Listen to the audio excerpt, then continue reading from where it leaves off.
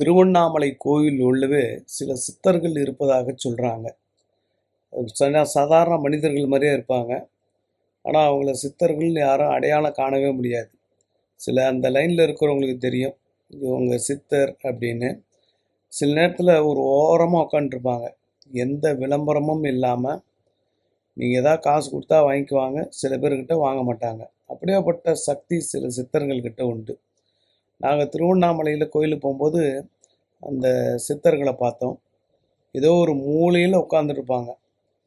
பேச்சே இருக்காது. விளம்பரத்தை விரும்ப மாட்டாங்க. ஃபோட்டோ எடுத்தால் பிடிக்காது. இதுதான் சித்தர்களுடைய உண்மையான சித்தர்களுடைய அடையாளம். எப்பாவது நேரம் கிடச்சா திருவண்ணாமலை கோயிலில் கார்னர் ஒவ்வொரு மூலையிலையும் பாருங்கள், ஏதாவது ஒரு சித்தர்கள் உட்காந்துருப்பாங்க. அவர்கள் சித்தர்களா சிவனான்றது தெய்வத்துக்கு மட்டும்தான் தெரியுன்றாங்க.